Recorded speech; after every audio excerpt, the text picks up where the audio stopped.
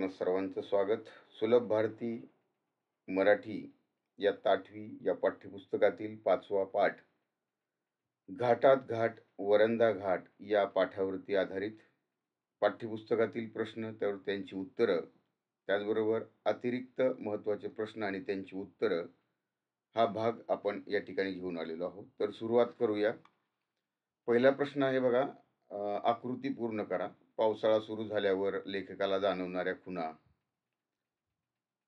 पहिलं त्याचं उत्तर आहे ते म्हणजे सोसाट्याचा वारा आणि दुसरं म्हणजे मातीचा सुगंध. दुसरा प्रश्न आहे याच्यामध्ये, पावसाच्या आगमनाचा लेखकाच्या मनावर होणाऱ्या परिणामांचा उगवता तक्ता तयार करा. इथं अशा प्रकारचा तक्ता पाठ्यपुस्तकामध्ये दिलेला आहे आणि त्याची उत्तर बघा इथं, की पावसाच्या आगमनाने गतकाळातले क्षण जिवंत होतात, त्याचबरोबर डोळ्यासमोर येऊ लागतात, पाण्यातून अलगदपणे वाहू लागतात आणि डोळ्यातला कोणता आणि बाहेरचा कोणता तेच कळत नाही. पुढचा प्रश्न दिलेला आहे की खालील शब्दसमूहाचा अर्थ स्पष्ट करा. याच्यामध्ये पहिलं आहे ते म्हणजे जिगरबाज भटके है ना. तर यामध्ये बघा, वरंदा घाटात बघावयास मिळणारे निसर्गाचे विहंगम दृश्य व टपऱ्यांवर मिळणारा राजेशाही खाना याबरोबर कावळ्या किल्ला वरंदा घाटात सज्ज आहे. मात्र या किल्ल्यावर ट्रेक करताना अरुंद पायवाट, अरुंद सपाटी, उतरण चढणीचा रस्ता हृदयाची धडधड वाढवतो. डेअरिंग करणाऱ्या, न घाबरता ट्रेक करणाऱ्या प्रवाशांना त्यामुळं जिगरबाज भटके असं म्हटलं जातं. पुढे बघा, दुसरा आहे तो म्हणजे आहे ना रंगिली पायवाट. यामध्ये बघा, श्री वाघजाई मंदिराच्या बरोबर वरच्या भागात डोंगर माथ्याजवळ असणाऱ्या टाक्या काळ्याशार पाषाणात खोदलेल्या आहेत. या टाक्यांच्या पाण्यामुळे तेथील पायवाट ओली झालेली आहे. त्यामुळे त्या ओल्या वाटेने जाताना घसरून पडल्यामुळे वा चिखल अंगावर उडल्यामुळे कापडे रंगतात. म्हणूनच या पायवाटेला रंगिली पायवाट असं म्हटलं गेलेलं आहे. आणि तिसरा याच्यामध्ये आहे डोंगराची सोंड. तर उंच डोंगराच्या माथ्यावरील शेवटच्या टप्प्याला डोंगराची सोंड असं या ठिकाणी म्हटलेलं आहे. पुढचा प्रश्न आहे मित्रांनो, तुमच्या शब्दात माहिती लिहा. यामध्ये पहिला प्रश्न आहे, वरंदा घाटातील निसर्गाचे विहंगम दृश्य तुमच्या शब्दात वर्णन करा. त्यासाठी बघा या ठिकाणी उत्तर, वरंदा घाटातील निसर्गाची वेगळीच जादू आपल्याला बघायला मिळते. वरंदा घाटातून दिसणारे निसर्गाचे दृश्य अतिशय विलोभनीय असतं. हिरव्यागार झाडांनी भरलेल्या कपारीतून धबधबे जोरदार आवाज करत वाहत असतात. दरीतील हिरवे रान डोळ्यांना सुखद गारवा देतं. डोंगरावर ढग उतरल्यामुळे ढगांवर पांढरे आच्छादन घातल्यासारखे वाटतं. पावसाची संततधार वातावरणात उत्साह निर्माण करते. धबधब्यांमधून वाहणाऱ्या पाण्याचा जोर जास्त असल्याने ते पाणी जणू दगडावर चाबूक मारत पुढे जात असल्यासारखं वाटतं. आणि हेच निसर्गाचं सुंदर दृश्य पाहून आपल्या नजरेचं पारणं फेकतं. म्हणून याला निसर्गाचं विहंगम दृश्य असं या शब्दांमध्ये वर्णन करता येईल. पुढचा प्रश्न आहे कावळ्या किल्ला. बघा, कावळ्या किल्ला हा वरंदा घाटातल्या डोंगर माथ्यावरील 9 टाक्यांच्या समूहापासून ओल्या पायवाटेने पुन्हा एकदा डांबरी रस्त्यावर आल्यावर उजव्या हाताची पायवाट कावळ्या किल्ल्याकडे जाते. बांधीव पायऱ्या, फार करून अरुंद पायवाटेने कारवीच्या झाडीतून कावळ्या किल्ल्यावर ट्रेक सुरू होतो. वरंदा घाटाच्या उत्तरेत पसरलेल्या डोंगरावरून डावीकडे कोकणात उतरत जाणाऱ्या रस्त्यावरून पाय सटकला तर थेट समर्थांच्या शिवथरघळीत माणूस पोहोचतो. तेथून पुढे जाणारी अरुंद पायवाट सपाटीवर येऊन थांबते आणि तिथून एका टेकाडाची उतरण अखेरची चढाई समोर येते आणि तेथून वरंदा घाटाचं दर्शन घडतं. आणि याच डोंगराच्या सोंडेला शेवटी जोत्याचे अवशेष, ढासळलेल्या बुरुजाचे अवशेष दिसतात. बघा, हे जोत्याचे अवशेष, जोत्याचे म्हणजे आहे ना पाया, बेस, त्याचे अवशेष त्या ठिकाणी दिसतात. आणि हा कावळा किल्ला जिगरबाज भटक्यांसाठी आवडीचा ठरतो. पाठ्यपुस्तकांमधीलच हा प्रश्न आहे की खाली दिलेल्या विशेष आणि विशेषणाच्या जोड्या लावा. तर बघा या ठिकाणी डायरेक्ट उत्तर आहे तुम्हाला. विहंगम दृश्य, गरमागरम कांदा भजी, घोंगावणारा वारा, काळाशार पाषाण आणि अरुंद पायवाट, अशा प्रकारे हे विशेषण आणि विशेष्य यांच्या या जोड्या आहेत. पुढे बघा, खालील वाक्यातील शब्दयोगी अव्यय ओळखा. पुण्या प्रश्न आहे, पुण्याहून महाडकडे जाणाऱ्या रस्त्यावर हिरवी झाडी आहे. तर शब्दयोगी अव्यय म्हणजे काय, तर लक्षात घ्या, शब्दाला जोडून येणारा अव्यय. म्हणजे बघा इथं या ठिकाणी कडे आणि वर, बघा इथं महाडकडे हा शब्द या ठिकाणी शब्दाला जोडून आलेला आहे आणि रस्त्यावर हे दोन शब्दयोगी अव्यय या वाक्यामध्ये आपल्याला दिसून येतात. पुढचं वाक्य आहे, चमचमीत मेनू मजबूत चापायला वरंदा घाटातल्या टपऱ्यांसारखी दुसरी जागा नाही. बघा आता या वाक्याकडे जर बारकाईने आपण पाहिलं तर या ठिकाणी शब्दाला जोडून आलेला शब्द तो म्हणजे बघा टपऱ्यांसारखी है ना. तर सारखी हा शब्द या ठिकाणी शब्दयोगी अव्यय आहे. पुढचा प्रश्न आहे, जिगरबाज भटक्यांसाठी कावळ्या किल्ला सज्ज आहे. वाक्याकडे बारकाईने जर पाहिलं आपण तर या ठिकाणी साठी हा शब्द या ठिकाणी जोडून आलेला आहे, म्हणून साठी हा शब्दयोगी अव्यय आहे. पुढचा प्रश्न आहे, खालील वाक्यातील विरामचिन्ह ओळखून त्यांची नावे लिहा. घाटात घाट, वरंदा घाट, बाकी सब घाटिया, आणि पुढे हे चिन्ह आलेलं आहे. तर हे चिन्ह उद्गारवाचक चिन्ह याला म्हटलं जातं. पुढचा प्रश्न आहे, गतकाळातले ते क्षण पुन्हा जिवंत होतात. बघा या ठिकाणी ते क्षण या शब्दापाशी एक विराम चिन्ह आलेलं आहे आणि पुढं शेवटी इथं लास्टला एकदा आलेलं आहे ना.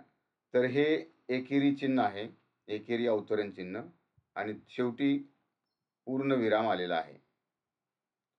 चर्चा करूया वरंदा घाटातील टपऱ्यांमधील चमचमीत मेनूबाबत चर्चा करून एक सुंदर मेनू कार्ड तयार करा आणि त्याविषयी आपल्या मित्रमैत्रिणीशी चर्चा करा. तर हा प्रश्न तुम्ही आपल्या मित्रमैत्रिणींबरोबर मेनू कार्ड बाबत चर्चा करून तो सोडवायचा आहे. पुढचा प्रश्न आहे, शोध घेऊया. अंतर्जालाच्या साह्याने, अंतर्जाल म्हणजेच इंटरनेटच्या साह्याने म्हणजेच मदतीने महाराष्ट्रातील वेगवेगळे घाट आणि त्या घाटांविषयीची माहिती मिळवा आणि त्याची नोंद घेऊया, असा हा प्रश्न आहे. तुम्ही इंटरनेटच्या मदतीनं महाराष्ट्रामधील वेगवेगळे घाट याविषयीची माहिती करू शकता. बातमी लेखनावरती आधारित हा प्रश्न आहे. बघा या ठिकाणी बातमी लेखन दिलेलं आहे, त्याचबरोबर बातमी लेखनासाठी आवश्यक असणारे गुण ते म्हणजे कोणते, तर पहिला आहे लेखन कौशल्य, दुसरा म्हणजे भाषेचं उत्तम ज्ञान, व्याकरणाची जाण असली पाहिजे, सोपी सुटसुटीत वाक्यरचना असायला पाहिजे आणि चौफेर वाचन असायला पाहिजे. बातमीची क्षेत्र ही दिलेली आहेत आणि या ठिकाणी बातमीचा नमुना देखील तुम्हाला दिलेला आहे. बातमीचं शीर्षक आहे, जिल्हा परिषद उच्च प्राथमिक शाळा उतरोली या शाळेत कला शिबिराचा समारोप संपन्न. दिनांक लिहिलेली आहे, लोकप्रतिभा है ना, चित्रकला शिबिराचा समारोप. या ठिकाणी उतरोलीवरून बातमी आली म्हणून ही उतरोली दिलेलं आहे. अशा प्रकारे या बातमीची मदत घेऊन तुम्ही त्या ठिकाणी बातमी तयार करू शकता. पुढचा प्रश्न आहे मित्रांनो, कोणते लिहा. समारंभाचे प्रमुख पाहुणे, समारंभाचे अध्यक्ष आणि चित्रकला प्रदर्शनास प्रतिसाद देणारे. शिबिराची संख्या, विद्यार्थ्यांनी शिबिरात केलेली कला, शिबिराचं ठिकाण आणि शिबिर सुरू झालं ती तारीख याचीही नोंद आपल्याला त्या ठिकाणी घ्यायचं आहे. तर मित्रांनो, हे झाले पाठ्यपुस्तकातील प्रश्न. आता या प्रस्तुत पाठावरती आधारित important additional questions and answers हा भाग तुम्हाला कुठल्याही दुसऱ्या व्हिडिओमध्ये पाहायला मिळणार नाही. तर आपण या ठिकाणी अतिरिक्त महत्त्वाचे प्रश्न बनवलेले आहेत आणि त्यांची उत्तरं देखील आहेत. कोणते लिहा हा पहिला प्रश्न आहे. तर बघा, भिजल्याबद्दल मार देणारे कोण आहेत, तर ते आहेत आई वडील. कागदी होड्या करायला शिकवणारे कोणी शिकवल्या? तर त्या आजी आजोबांनी शिकवलेल्या आहेत. पावसात चिंब भिजणारे कोण आहेत? तर ते आहेत लेखक. पुढचा प्रश्न मित्रांनो, कंसातील योग्य शब्द वापरून रिकाम्या जागा भरा. अशा कितीतरी आठवणी घेऊन दरवर्षी डॅश डॅश येत असे. तर बघा या ठिकाणी कंसामध्ये 4 पर्याय दिलेले आहेत. हिवाळा, उन्हाळा, पावसाळा आणि ज्येष्ठ. तर या ठिकाणी पाऊस येत असे. पाऊस हे बरोबर उत्तर आहे बघा या ठिकाणी. रिकाम्या जागी तुम्ही तो शब्द भरायचा आहे. त्या शब्दाला अंडरलाईन करायची आहे. आणि परंतु रिकाम्या जागी शब्द हा प्रश्न लिहिताना पूर्ण वाक्यात लिहून आपले जे उत्तर आहे त्याला अंडरलाईन करायचे आहे. पुढचा प्रश्न, मोठं झाल्यावर इंद्रधनुष्यात असणाऱ्या रंगांचे अर्थ डॅश डॅश लागतात. उमगू लागतात, कळू लागतात, समजू लागतात, जाणवू लागतात. तर या ठिकाणी बघा हे चारही जे शब्द आहेत हे एकाच अर्थाचे आहेत.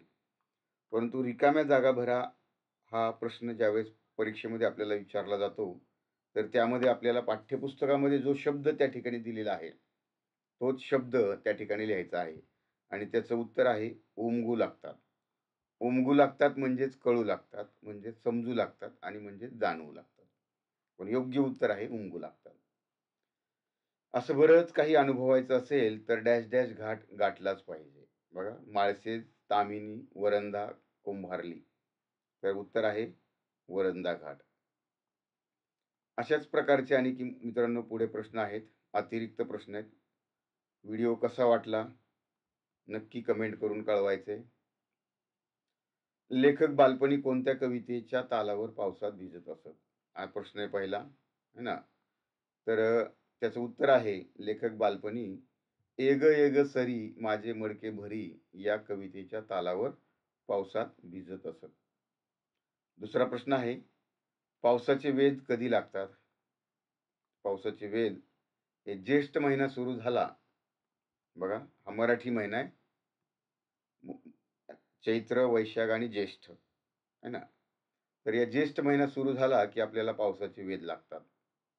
पुढचा प्रश्न आहे, पावसाळ्यात प्रत्येक वर्षी येणाऱ्या तरीही दरवेळी नवीन वाटणाऱ्या गोष्टी कोणत्या? तीच म्हणजे पहिली आहे सोसाट्याचा वारा, दुसरा म्हणजे मातीचा सुगंध. या गोष्टी पावसाळ्यात प्रत्येक वर्षी येतात, परंतु आपल्याला त्या दरवेळी म्हणजे प्रत्येक वेळी नवीन वाटतात. खालील प्रसंगानंतर काय घडले ते लिहा. लेखक पावसात चिंब भिजले. तर त्याचा परिणाम काय झाला? काय घडलं? लेखक पावसात चिंब भिजल्यामुळे त्यांची आई वडिलांकडून पोटभर मार खाल्ला, है ना? त्यांनी आपल्या आई वडिलांकडून भरपूर मार खाल्ला. असा पुढचा प्रश्न आहे. कारणे लिहा, कारणे शोधा. त्यातला पहिला प्रश्न आहे, लेखक पावसाची आतुरतेने वाट पाहत, याचं काय कारण आहे? तर पावसात चिंब भिजण्याचा आनंद लुटत असतानाच आजी आजोबांकडून कागदी होड्या या करायला शिकून त्या पावसाच्या पाण्यात सोडण्यासाठी लेखक पावसाची आतुरतेने वाट पाहत असत. म्हणजे पावसामध्ये खेळण्याचा हा आनंद त्यांना मिळत असे, म्हणून ते पावसाची वाट पाहत असेल. पुढचा प्रश्न आहे वाक्यप्रचारावरती आधारित. खालील वाक्यप्रचारांचा अर्थ सांगून वाक्यामध्ये उपयोग करणं. वाक्यप्रचार बघा, वेध लागणे म्हणजेच एखाद्या गोष्टीकडे लक्ष लागणे आणि त्याचा वाक्यांमध्ये अशा प्रकारे उपयोग केलेला आहे. आणि त्या ठिकाणी जे वाक्यप्रचाराचा वाक्यात उपयोग केलेला आहे त्याला अंडरलाईन पण केलेली आहे. असं मित्रांनो पुढे आणखीन तुम्ही आपल्या मनाने वाक्य लिहू शकता. या ठिकाणी फक्त उदाहरणादाखल तुम्हाला हे वाक्य दिलेलं आहे. वाक्यप्रचार बघा पुढचा, पोटभर मार खाणे म्हणजेच भरपूर मार खाणे. वाक्यात उपयोग तुम्ही सुद्धा करू शकताय आणि हवं असल्यास तुम्ही या ठिकाणी हे पाहू शकताय. जास्त वेळ लागेल म्हणून आपण या ठिकाणी फक्त वाक्यप्रचार आणि त्याचे अर्थ तुम्हाला समजावतोय. आतुरतेने वाट पाहणे म्हणजेच मनापासून वाट पाहणे. प्रत्यय येणे याचा अर्थ होतो अनुभव येणे. वाक्य दिलेली आहेत. आता या ठिकाणी मित्रांनो काही इंग्रजी शब्दांसाठी या पाठामध्ये आलेले मराठी शब्द आहेत. मंथ म्हणजेच महिना, है ना? रेनबो ज्याला इंग्रजीमध्ये इंद्रधनुष्य असं म्हणतात, है ना? मोमेंट, है ना? मोमेंट म्हणजे क्षण आणि पास्ट म्हणजे गतकाळ म्हणजेच होऊन गेलेला काळ म्हणजेच भूतकाळ. काही विरुद्धार्थी शब्द दिलेले आहेत. सुगंध, दुर्गंध, आगमन, निर्गमन. बघा, आगमन म्हणजेच येणे आणि निर्गमन म्हणजेच जाणे, है ना? म्हणजेच अरायव्हल आणि डिपार्चर. गतकाळ, भविष्यकाळ. गतकाळ म्हणजे पाठीमागचा काळ आणि भविष्यकाळ म्हणजे येणारा काळ. जिवंत आणि मृत. आता या ठिकाणी मित्रांनो काही शब्द दिलेले आहेत. त्या शब्दांचं लिंग ओळखायचं आहे आणि दिलेल्या तक्त्यामध्ये त्यांचं विभाजन करायचं आहे. शब्द आहेत महिना, माती, वारा, मडके, होडी, पाऊस, इंद्रधनुष्य, क्षण, पापणी आणि घाट. तर या शब्दांचं पुल्लिंग, स्त्रीलिंग आणि नपुंसकलिंग या भागामध्ये विभागणी करायची. बघा, आता महिना, तो महिना म्हणून हा शब्द पुल्लिंगी आहे. माती, ती माती, बघा, म्हणून हा शब्द स्त्रीलिंगी आहे, है ना? ज्या शब्दांच्या पुढे तो लावतात तो शब्द पुल्लिंगी, ज्या शब्दांच्या पुढे ती लावतात तो शब्द स्त्रीलिंगी आणि ज्या शब्दांच्या पुढे ते लावतात तो शब्द नपुंसकलिंगी. वारा, तो वारा, मडके, ते मडके, होडी, ती होडी, पाऊस, तो पाऊस, इंद्रधनुष्य, ते इंद्रधनुष्य, क्षण, तो क्षण किंवा ते क्षण. काही शब्द असे आहेत की जे दोन्ही लिंगांमध्ये येतात. पापणी, ती पापणी आणि घाट, तो घाट. तर अशा प्रकारे या शब्दांचं आपण विभाजन केलेलं आहे. आता खालील शब्दांचे वचन बदला. महिना, महिने, सरी, है ना, म्हणजेच पावसाच्या सरी. हे झालं अनेक वचन. एक वचन होतं सर, म्हणजे पावसाची एक सर. होडी, ज्याला दुसरं नाव आहे नाव. आणि एक होडी, अनेक होड्या. एक रंग, अनेक रंग. म्हणजे हा शब्द दोन्ही वचनांमध्ये देखील सारखाच येतो. तर पुढचा मित्रांनो प्रश्न आहे स्वमतावरती आधारित. तर स्वमतावरती आधारित या प्रश्नामध्ये बघा, पावसाच्या आगमनाने, है ना, गतकाळातले क्षण पुन्हा त्या ठिकाणी जिवंत होतात. या वाक्यातील क्षण यामधून काय अभिप्रेत आहे यावर स्वमत लिहायचंय. मग या ठिकाणी आपल्याला बघा की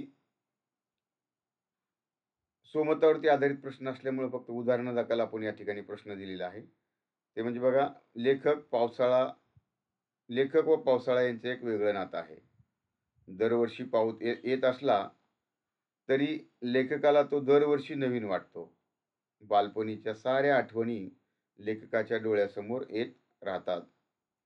मोठे झाल्यावर पावसाचा, इंद्रधनुष्याचा अर्थ वेगळा उमगू लागतो. उमगणे म्हणजे समजणे, है ना? आणि मग समजू लागला तरी लेखकाच्या गतकाळातील पावसाच्या आठवणी बदलत नाहीत आणि बालपणीच्या या सर्व कडू गोड आठवणी ते क्षण या शब्दामधून अभिप्रेत आहे. तर हे अशा प्रकारे, है ना, हा प्रश्न तुम्ही या ठिकाणी पाहू शकताय. पुढे बघा, पुढचा प्रश्न आहे तो म्हणजे मग डोळ्यातला कोणता आणि बाहेरचा कोणता तेच कळत नाही. बघा, तर या ठिकाणी डोळ्यातला कोणता आणि काय बाहेरचा कोणता या वाक्याचा तुम्हाला कळालेला अर्थ, म्हणजे हे स्वमतावरती आधारित हा देखील प्रश्न आहे आणि तो त्या ठिकाणी बघा की पावसाशी वेगळं नातं सांगणाऱ्या लेखकाच्या अनेक आठवणी या पावसाच्या निगडीत आहेत. लहानपणी खाल्लेला मार ते मोठे झाल्यावर पावसाचा उमगू लागलेला वेगळा अर्थ यामधील लेखकाचा प्रवास आठवणींमध्ये साठलेला आहे. पावसाचं आगमन होताच, है ना, पावसाचं आगमन होताच त्या साऱ्या आठवणी जिवंत होतात आणि अणूंच्या रूपाने वाहू लागतात. अशा वेळेस पाऊस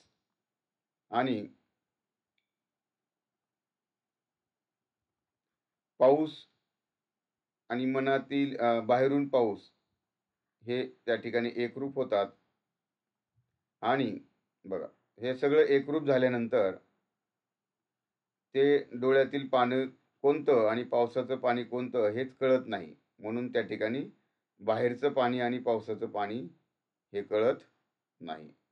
आता रिकाम्या जागा भरा यावरती आधारित हा प्रश्न आहे.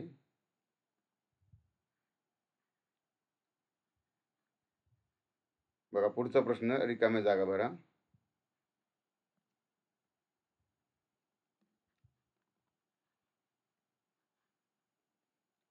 मनाला डॅश डॅश देणारा प्रवास कधी संपूच नये असं वाटतं.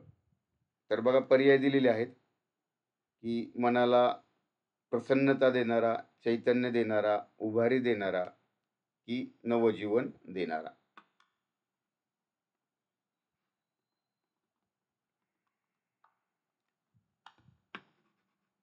पुढचा प्रश्न आहे,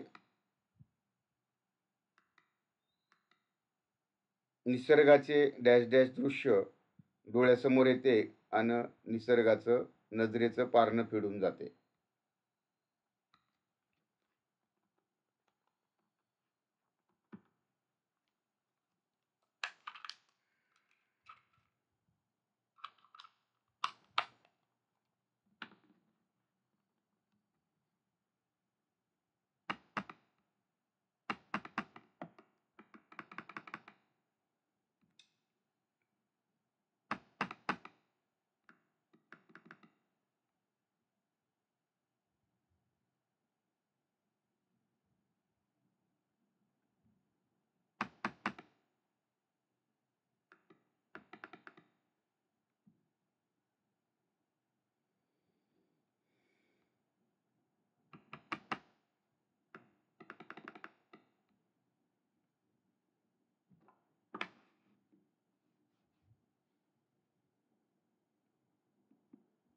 बघा दुसरा प्रश्न जो आहे, निसर्गाचे डॅश डॅश दृश्य डोळ्यासमोर येतं आणि नजरेचं पारणं फिरून जातं. तर त्यासाठी पर्याय दिलेले आहेत, अप्रतिम, विहंगम, विलोभनीय आणि अवर्णनीय. त्याचं उत्तर आहे विहंगम. पुढचा प्रश्न आहे, एका वाक्यात उत्तरे द्या. पावसाळ्यात प्रवास करण्याची मजा कोणत्या प्रकारच्या गाडीत जास्त येते? तर बघा, पावसाळ्यात प्रवास करण्याची मजा ही बंदिस्त गाडीत सुख्याने करण्यापेक्षा 2 चाकीवर अंग भिजत जास्त करण्यात येते. बघा पुढचा प्रश्न आहे, वरंधा घाटात आल्यावर काय वाटतं? वरंधा घाटात आल्यावर वाटतं की घाटात घाट, वरंधा घाट, बाकी सब घाटिया. है ना? पुढचा प्रश्न आहे, प्रवासात कुठून कुठे जाताना वरंधा घाट लागतो? लक्षात घ्या, पुण्यावरून महाडकडे जाताना हा वरंधा घाट लागतो. कोणते लिहा, हिरव्या गच्छ झाडीतून रोरावत बाहेर येणारे ते म्हणजे धबधबे, दगडावर आसूड मारत धावणारे ते म्हणजे खळाळत वाहणारे पाणी, आणि नजरेचं पारणं फेडून टाकणारे ते म्हणजे निसर्गाचं विहंगम दृश्य. का ते लिहा. अशा प्रकारचे हे प्रश्न आहेत मित्रांनो. तुम्ही है ना, काही शंका वाटत असेल तर त्या ठिकाणी विचारू शकताय कमेंट्स करून. का ते लिहा. वरंधा घाटात आल्यावर घाटात घाट, वरंधा घाट, बाकी सब घाटिया असं का वाटतं? बघा घाटात घाट, वरंधा घाट असं का वाटतं, तर वरंधा घाटात पाण्यावर झुकलेल्या हिरव्या गच्च झाडीतून रोरावत बाहेर येणारे धबधबे, दरीतलं हिरवं रान, ढगाळलेले डोंगर, पावसाची संततधार, मोठमोठ्या दगडावर आसूड मारत धावत खळाळत वाहणारं पाणी, असं नजरेचं पारणं फेडून टाकणाऱ्या निसर्गाच्या विहंगम दृश्याकडे पाहून आपल्याला असं वाटतं की घाटात घाट, वरंधा घाट, बाकी सब घाटिया. व्याकरणावर आधारित कृती आहेत. हे तुम्ही त्या ठिकाणी जास्त आपण याच्यासाठी वेळ न घालवता आपण पुढे जातोय. तुम्ही व्हिडिओ पॉज करून त्या ठिकाणी पाहू शकताय. खालील वाक्यातील अधोरेखित शब्दांच्या जाती ओळखा. अधोरेखित केलेले शब्द आहेत शरीर, आणि दुसरा आहे आणि तिसरा आहे वाटते. तर शरीर हा शब्द सामान्य नाम आहे, आणि हा शब्द उभयान्वयी अव्यय आहे, आणि वाटते हे क्रियापद आहे.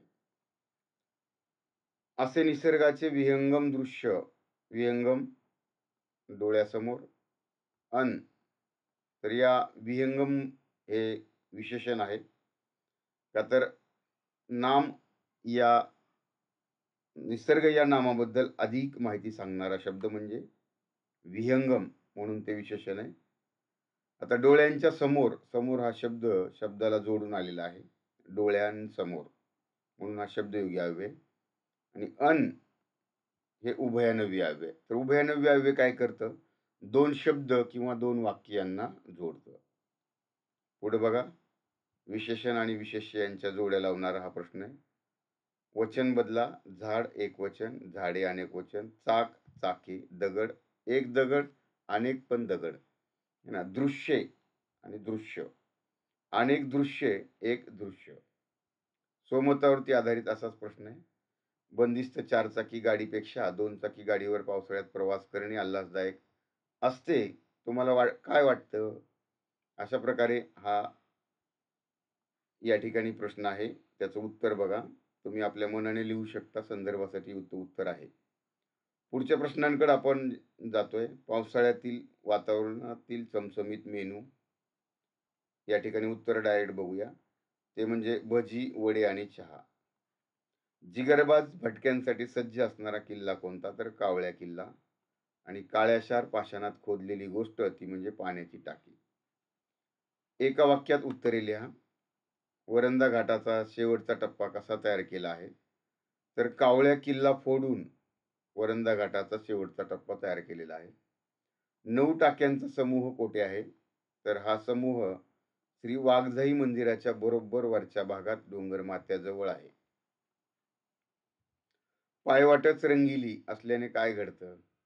तर पायवाटच रंगिली असल्याने त्या ओल्या वाटेने परत जाताना अंगावरचे कपडे हमखास रंगतात, म्हणून त्याला रंगिली पायवाट म्हटलंय. इथं अशा प्रकारचे रिकाम्या जागा भरा हे 2 प्रश्न दिलेले आहेत. तर हे प्रश्न आणि एका वाक्यात उत्तरे, मोठे प्रश्न हे आपण त्या पॅरेग्राफनुसार घेतलेले आहेत पाठापासून, सुरुवातीपासून. त्यामुळे तुम्हाला असे वेगवेगळ्या भागामध्ये विभागलेले दिसतील. बघा, आता हे उत्तरे लिहा. बाहेर बरसणाऱ्या पावसाकडे पाहत वेळ कसा जातो हे कळत नाही. तर या ठिकाणी बघा उत्तर दिलेलं आहे. तुम्ही है ना, जास्त वेळ वाचून न दाखवता अचूक उत्तर काय असतं हे या ठिकाणी उदाहरणादाखल दिलेलं आहे. ते तुम्ही पाहू शकता. पुढचा प्रश्न आहे, कावळा किल्ला कोणासाठी सज्ज आहे? जोड्या लावा, है ना. त्याचबरोबर अचूक शब्द ओळखा, की म्हणजे बरोबर शब्द कोणता? हे शब्दाचे सामान्य रूप, त्याचबरोबर समानार्थी शब्द जे पाठामध्ये आलेले आहेत. वीज, शेवटचा, पाणी, पाषाण, तहान, तृष्णा. पुढचा आहे बघा, अधोरेखित शब्दाचे वचन बदला. टपऱ्यांच्या अनेक वचनी शब्द आहे. त्याचं अनेक वचन होतं टपरीच्या. टाकी एकवचनी शब्द आहे, अनेक वचन टाक्या. स्वमतावरती आधारित प्रश्न 2 ते 3 मार्काला परीक्षेमध्ये विचारला जातो. तुम्ही भेट दिलेल्या एका किल्ल्याची माहिती द्या. या ठिकाणी तुम्ही म्हणजे बघा, इथं मी रायगड बाबतची माहिती या ठिकाणी दिलेली आहे. तुम्ही ज्याही कोणत्या किल्ल्यावर गेला असताल त्या किल्ल्याची माहिती तुम्ही अशा प्रकारे त्या ठिकाणी लिहू शकता. स्वभाषेत प्रश्न लिहिताना फक्त आपण है ना, भाषाशैली व्यवस्थित असली पाहिजे, वाक्यरचना व्यवस्थित असली पाहिजे, याची काळजी घ्यायची. उदाहरणादाखल तुम्हाला या ठिकाणी दिलेलं आहे, ते तुम्ही पाहू शकता. असंच जरी उत्तर लिहिलं तरी काही हरकत नाही. तुम्ही किल्ल्याचं है ना, जो पाहिला असेल त्याचंही लिहू शकता. परत आहे रिकाम्या जागा भरा. अशा प्रकारचा प्रश्न आहे. पुढे 4 पर्याय दिलेले आहेत आणि या ठिकाणी त्या प्रश्नांची उत्तरं तुम्हाला खाली दिलेली आहेत. परत एका वाक्यात उत्तर द्या. किल्ल्याकडे जाणाऱ्या पायवाटेपासून ट्रेक कसा सुरू होतो? वरंदा घाटाच्या कोकणात उतरत जाणाऱ्या वळणावळणाच्या रस्त्यावरून पाय घसरला तर काय होतं? वरंदा घाटाचे मस्त दर्शन कुठून होतं? यानंतर पुढचा प्रश्न आहे, खालील प्रसंगानंतर काय घडेल? ते लिहा. हे परत विरामचिन्ह ओळखा. नाम, सर्वनाम, विशेषण, क्रियापद या शब्दांचं वर्गीकरण करा. बघा, या ठिकाणी वर्गीकरण करून दिलेलं आहे. तुम्ही या ठिकाणी पाहू शकता. काही शंका असेल तर कमेंट्स करून कळवा. परत वाक्यप्रचार आलेला आहे. काळजात लख्ख होणे म्हणजेच मनात भीती दाटून येणे. पुढं काही विरुद्धार्थी शब्द दिलेले आहेत. सावध, बेसावध, शांत, अशांत, अरुंद, रुंद, हसणे, रडणे. स्वमतावरती आधारित पुन्हा एक प्रश्न आहे, की ट्रेकला जाण्यापूर्वी कोणती तयारी करणे आवश्यक आहे? हे तुम्हाला बऱ्यापैकी माहिती आहे, पण तरीसुद्धा उत्तर कसं लिहायचं? उत्तर लिहिताना बघा इथे एक पॅराग्राफ केलेला आहे. परत दुसरा एक या ठिकाणी पॅराग्राफ केलेला आहे. मग असं पॅराग्राफमध्ये उत्तर लिहून, है ना, उत्तर पहिला पॅराग्राफ हा दुसऱ्या पॅराग्राफशी सुसंगत असावा, हीच काळजी घ्यायची आहे. आणि पाठाचा परिचय या ठिकाणी थोडक्यात दिलेला आहे. हा पाठ भटकंती अनलिमिटेड या पुस्तकातून घेतलेला. घाटात घाट वरंदा घाट या पाठात सह्याद्रीमधील असणारा वरंदा घाटाची वैशिष्ट्ये आणि तेथील स्वानुभव लेखकांनी है ना चपखलपणे मांडलेले आहेत. तर हा झाला मित्रांनो या पाठाबद्दलची ही अतिरिक्त प्रश्नांची उत्तर देणार हा व्हिडिओ. इथं शब्दार्थ पण दिलेले आहेत. व्हिडिओ कसा वाटला नक्की कमेंट्स करून कळवा. आणि आपल्या चॅनलवरती तुम्हाला मराठी व्याकरणाच्या प्रत्येक घटकाचे व्हिडिओ त्या ठिकाणी पाहायला भेटतील. एक्सप्लेनेशन करणारे व्हिडिओ असतील किंवा MCQ प्रश्नांचे व्हिडिओ असतील, हे व्हिडिओ देखील पाहायला भेटतील. तर पुन्हा भेटूया पुढच्या व्हिडिओमध्ये. तोपर्यंत धन्यवाद.